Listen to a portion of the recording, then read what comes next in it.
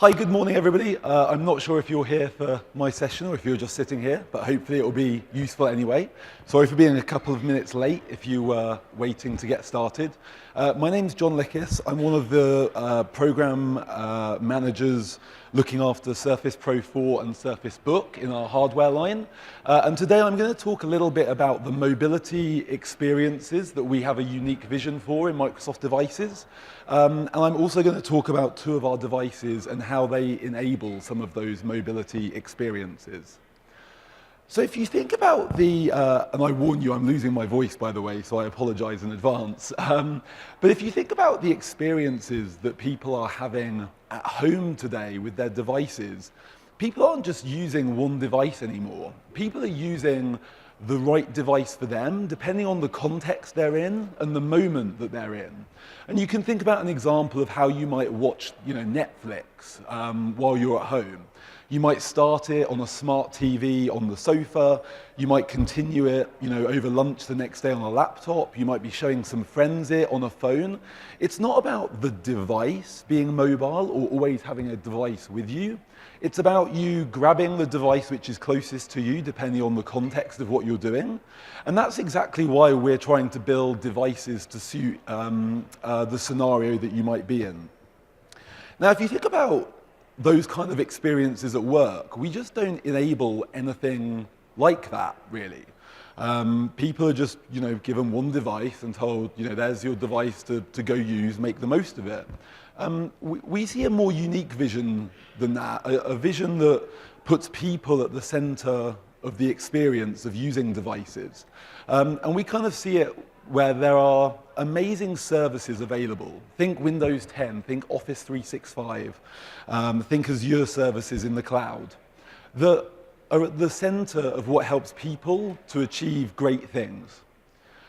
With the right security and management, and I go back to, I used to be an IT admin in a university, and we gave people tablets, and they expected that awesome experience of being able to use the inbuilt applications in that tablet. But actually then we had to put on a containerized app email solution to be able to secure it and to be able to manage the device. And all that really did was then compromise the experience that the end user was used to at home and caused quite a lot of dissatisfaction. And if you look at what we're doing with management and security solutions with our EMS product, it's all about not compromising the end user experience, but while still providing IT with the security and management that they need. And in this whole model, when people have the right devices that are connecting the individual to the service they're trying to use, they can achieve even more. And so we really believe that it's not just about what people are doing and why they're doing it. It's about how people as individuals or people when they come together to collaborate as part of a group choose to work. It's also really important to have a seamless transition from the place that you're doing work to another place you're doing work, from one device to another device, and from being able to be productive on your own as an individual to being able to be productive as a group. And then finally, we believe that it's innovative devices, and you can see where we think that our devices fit into this model here, that are applied in new ways that are what's going to accelerate how people change, accelerate people's behavior, and it's that can truly be the catalyst for change within an organization. And so that's why we're making devices. We're not just making individual devices. We're coming together as a portfolio to have a device that fits everybody's needs depending on those scenarios they're doing throughout the day. And so I just wanted to spend the last kind of couple of minutes talking about some examples in our products where we do that.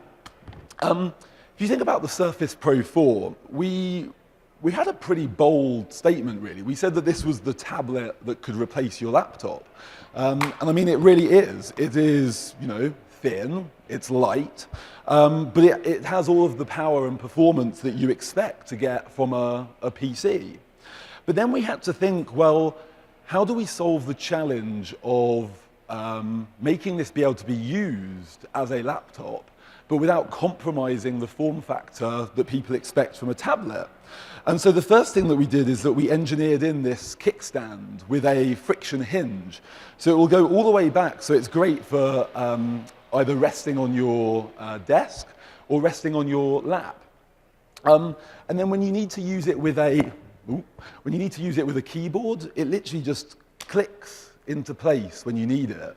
And it's there when you want to use the keyboard and the trackpad, and when you don't, it all just folds away and the kickstand just melts into the casing. And you know, it kind of, the feel of these devices as well, it kind of feels like probably the most quality device you've ever owned. It feels like a high quality like notepad or notebook that you're walking to a meeting with. When we think about what we're trying to do with devices and we think about natural interactions, it was really important for us to say, well, you know, a core experience that people do in their lives today is to write with a pen. And so we wanted to bring that experience to life with our devices. But that's super, I'm just logging in there. It's super important to be able to make that experience as natural and familiar to an end user as possible. So if I walk up to the device and I grab my pen, which magnetically attaches to the side, all I have to do on the end is just click the button and it will load. All I have to do is click the button on the end and it launches OneNote so that I can immediately start using it like a notepad to take notes. And this is a pen that looks and feels just like a nice premium pen, but it's kind of concealing all of its engineering inside it. So down in the nib, there's a sensor that actually detects 1,024 points of pressure. And so as you write on the screen, the amount that I'm pressing either makes the ink lighter or makes it darker. And so if I press really, really hard, you can see that the ink comes out much thicker. And so it really does feel like the experience you would have with a pen on the real sheet of paper. Also in the end, there's a trigger for it to recognize a full press to trigger an action, but it also detects a small amount of micron sensitivity. So if I want to use it as an eraser on the screen, I can just turn it over and use it as an eraser. And we think about everything down to the smallest details. So we actually partnered with a company to make sure that the coating that we used on the eraser end of our pen actually felt like an eraser does on the real piece of paper. And when we were engineering the product, we gave the device and the pen to some kids who were drawing on it. And we noticed that one of the girls, after she was drawing with it and used the eraser, actually went like that on the screen, as if, you know, if you've ever used a pencil and eraser, you get all of that dust, and she started to wipe it off. The other thing is that it needs to feel like you really are writing on paper. And a lot of times with tablet experiences with the pen, it often feels like there's a gap between like your nib on the glass and where the ink is actually showing up. And so again, one of the innovations that we worked very hard to do as an engineering team was build the thinnest amount of glass possible, making it still robust, and then coming up with a new way to bond the screen to the glass with all of the sensors in it for touch and for pen, making the parallax, which is this gap between where your pen hits the glass and then actually the pixel of the display, the smallest of any device. And so, you know, I'd encourage you to come down to the booth and try on our devices. But, you know, if you're writing on it, it really, really does feel like you're writing on the pixels themselves. And having that true experience, the experience you expect from pen and paper today, is really key to being able to create natural interaction, so it feels natural. The final thing is that it's really important then for like the screen to be good quality. And it's not just about resolution and me telling you the pixels per inch, it's also about it's not about the quantity, it's about the quality as well. And in our screens, we've got a really, really high contrast ratio that actually means that when you're inking for a long period of time, it actually looks and it looks like it would do on the printed page. So that's a quick tour of the Surface Pro 4. And if anybody has any questions, by all means, come and see me afterwards or visit us on the showcase floor. I just want to move on to talk about the Surface Book now. Have people seen, heard of the Surface Book? Yeah, hopefully. Okay, good. So with this product, we set out to completely redefine the laptop. How do you redefine a laptop, right? Well, we kind of said it has to have all of those built-in fundamentals. So it's got this gorgeous screen. We built it with the perfect typing experience. I could geek out. Like, I can tell you that we've engineered the space between the tip of each keys to be 19 millimeters. There's a slight dish, a slight bowl of 0.2 millimeters in every single key, so that it actually conforms to the feel of your fingertips. And we worked really, really hard on the travel, the movement, the material that we used on the top of the keys as well, to make sure that it really, it's the best typing experience that I've ever used on a device. I can say that hands down.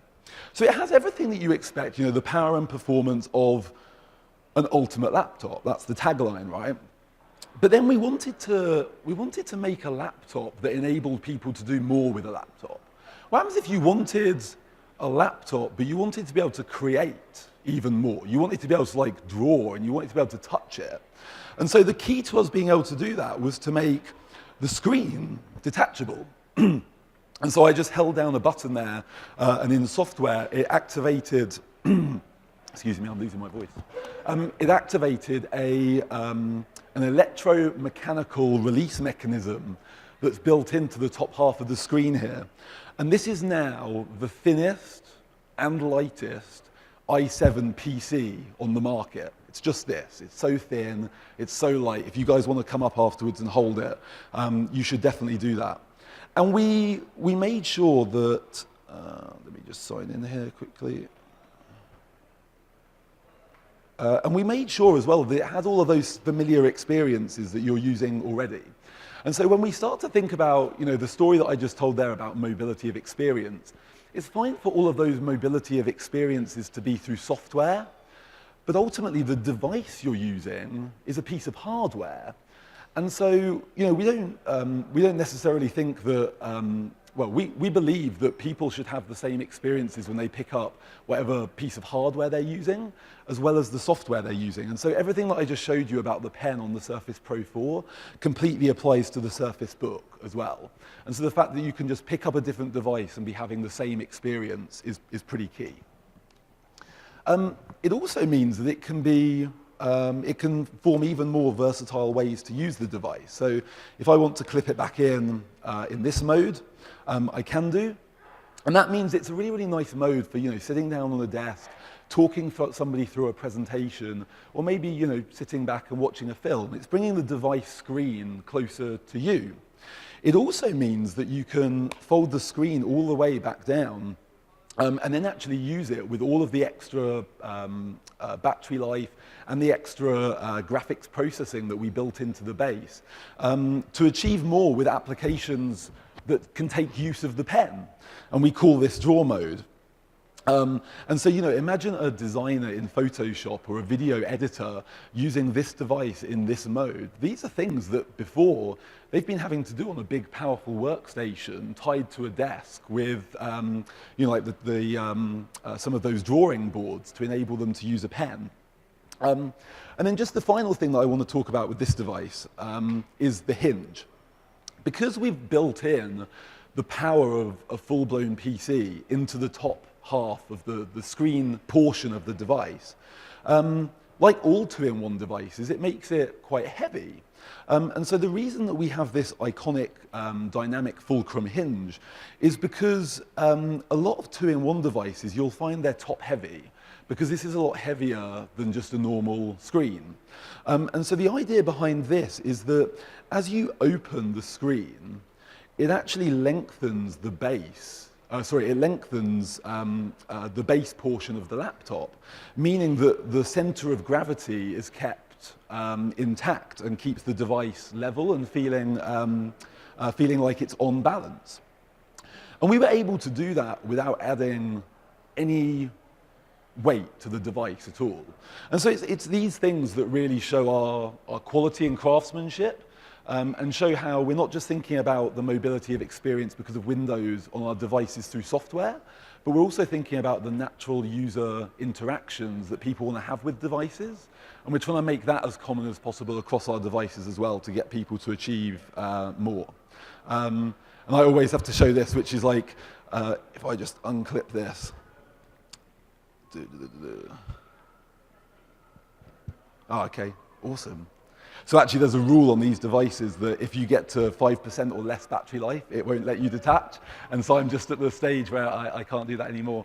But I hope that that gave you a very quick tour of the Surface Pro 4 and the Surface Book, and a little bit of insight into our mobility experiences that we're trying to offer. And of course, if you have any more questions, by all means, come down to the Expo booth, talk to any of us. We also have a Surface fan night tonight.